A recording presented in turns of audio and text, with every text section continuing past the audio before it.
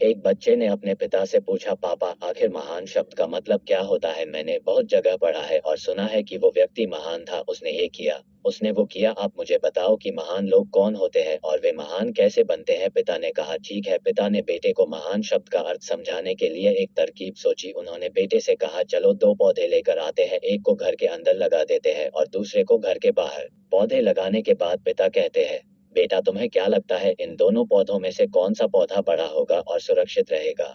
बेटे ने कहा, पिताजी ये भी कोई पूछने की बात है, जो पौधा हमारे घर के अंदर है वो सुरक्षित है, वो बड़ा होगा, जबकि बाहर वाला पौधा बिल्कुल भी सुरक्षित नहीं है, उसे बहुत सारे मौसम झेलने होंगे, उसे कोई जानवर भी खा सकता है। पिता शांत रहे और उन्होंने कहा, बेटा इसका जवाब मैं वक्त आने पर दूंगा।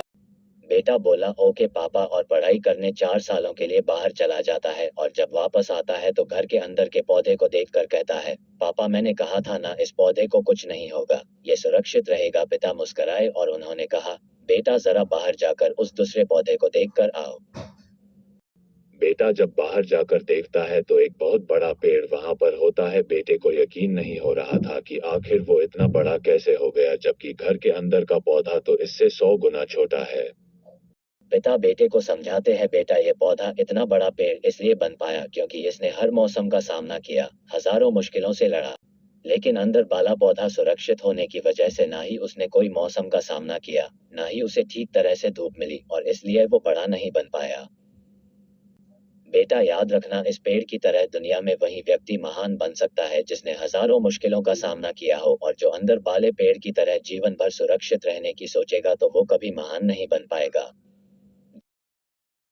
दोस्तों, आप कोई काम में फेल हो जाते हैं तो दुखी हो जाते हो, आप ये नहीं सोचते कि आखिर उस काम में भूल कहाँ हुई ताकि आप उस भूल को सुधार सको।